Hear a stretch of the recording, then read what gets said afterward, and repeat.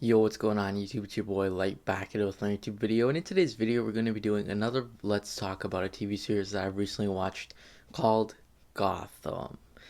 So yeah, personally I think this show is at least a top 5 in terms of my opinion. Like, this is one of my favorite ever superhero shows. Really good show, saw it throughout. It's about 5 seasons, which is pretty good.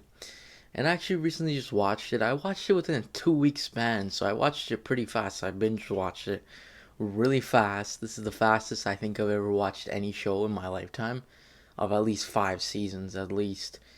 And damn, it's a pretty good show. I really enjoy it. So I'm happy to do this Let's Talk today.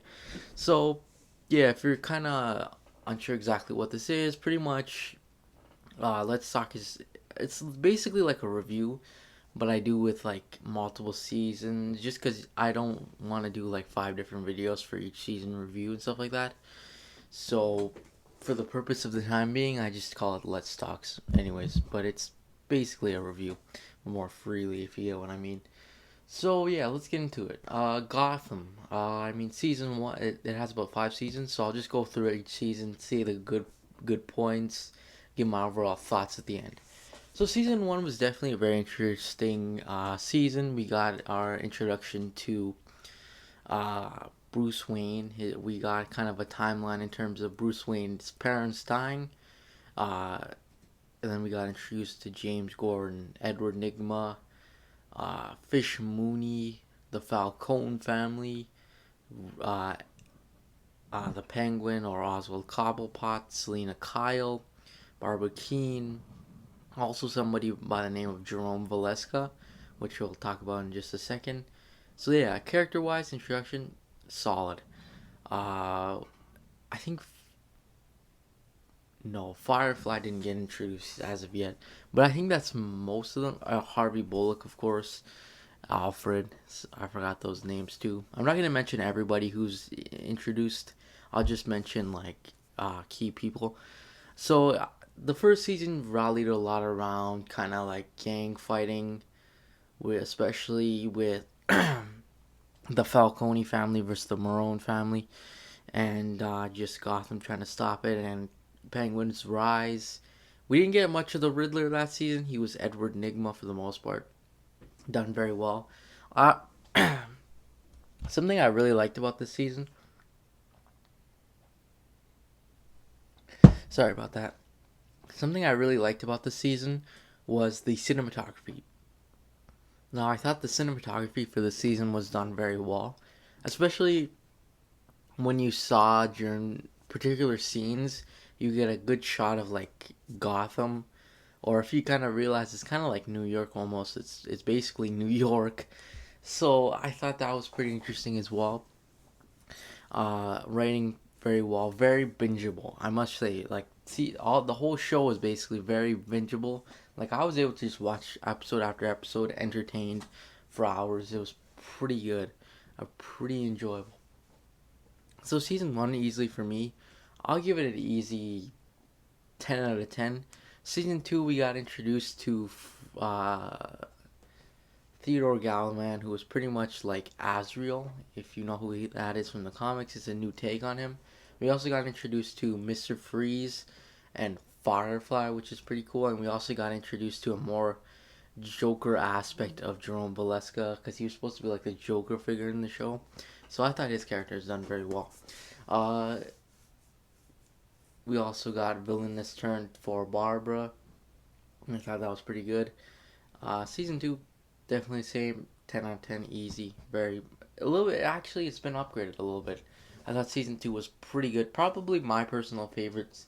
Actually, I might say season three is. Season three got even better, just enjoyable. We got that full turn of Joker, kind of. We got the and we also got Scarecrow, I believe, in season three, which is pretty cool. We kind of got a glimpse of him in season one. That was pretty cool. We saw just more mayhem and stuff. Riddler came, everything. Season four, definitely very interesting in that aspect. Oh yeah, in season two we got introduced to Hugo Strange, which was pretty cool. Yeah, he's an interesting. Season four was. definitely a little bit of a step down. I would say it was a 9.5. And then season 5 was a pretty good season. I really liked the season 5. And easily for me was easily 10 out of 10. So pretty much my overall rating for the show, 10 out of 10. Very good show. Uh, Personally, I'll just talk about some of my favorite key points and stuff. Definitely like the whole kind of theme with Joker. I thought it was really pretty cool. I mean, they never specifically said, "Oh, he's the Joker," or anything like that. It was just they called him Jerome Valeska, and in the plot twist, they called him Jeremiah, his brother, who ended up becoming the real Joker. And they basically were just like, let's put the face paint and everything, and the laughing and the being insane, but let's not call him Joker. Instead, call him Jeremiah. I'm pretty sure that was a nod to him technically, because if you realize later on the series, they kind of call him Mr. J and J and stuff like that. So I didn't really like that twist of it. I thought James Gordon was pretty well written in the show. Same with Harvey Bullock. I thought coming into the show, I always knew Harvey Bullock is more of a sleazy kind of cop. Whereas in this show, it kind of elevated his character, but he's still got a sense of he's kind of sleazy in the show a little bit.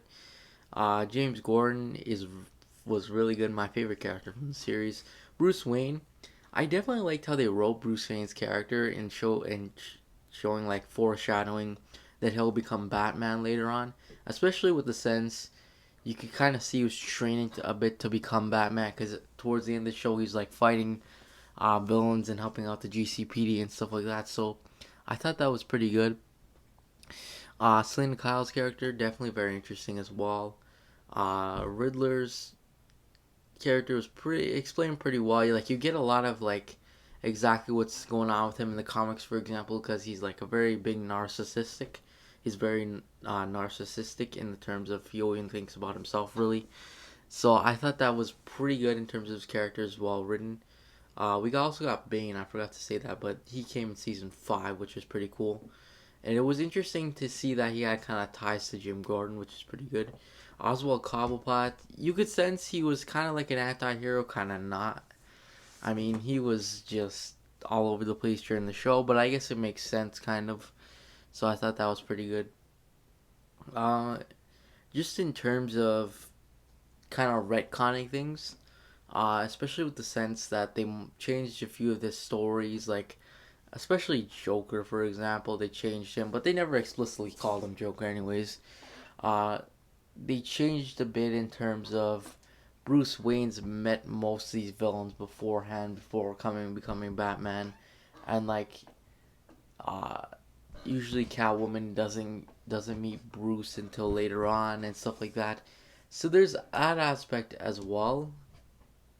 But honestly, personally, I don't mind the changes one bit. I thought they're all 100%. There's no problem with it. I have personally have no problem with it. I thought it was really well done and very well called for. I mean, this show is done very well. Another thing I want to say is this ability it's telling the origin stories of a lot of Gotham's characters, and that's something I really like about this show is it pulls a unique twist on the whole Batman villains thing, especially with the sense it's like basically it's like you would call it Gotham Origins in a sense because you're kind of getting origins for like all these characters and stuff, and I think that's pretty cool. Most of them are the same. I mean, they stick to the common themes like Riddler ending up snapping and stuff like that, and Oswald Cobblepot trying to become a crime lord, and Jeremiah Pagleska going insane, and all that stuff. So I think that's pretty cool as well. And also, actually, another retcon too is the sense that they actually put in Lee Tompkins with James Gordon, which, if you know in the comics, Tompkins is kind of like associate of Batman. So that was pretty interesting as well, a different retcon. But you kind of saw that towards the end, Barbara and Jim kind of like not getting together, but they ended up having a child together. So I'm pretty sure that was Barbara Gordon too. So I thought that was pretty cool. Um, another thing too is I want to recommend the show to anyone who's getting new into comics. I mean, if you're watching this video and you don't really you watch my channel to kind of understand a little bit of comics and stuff, I 10 out of 10 recommend this show because it does explain a lot of things and you don't need to have any prior knowledge or anything like that to watch the show. I mean, it's decently comic accurate. I mean, it's not the best, but I have a feeling that they use a little bit of New 52 origin mixed with like the early origins and stuff, so it's not too bad.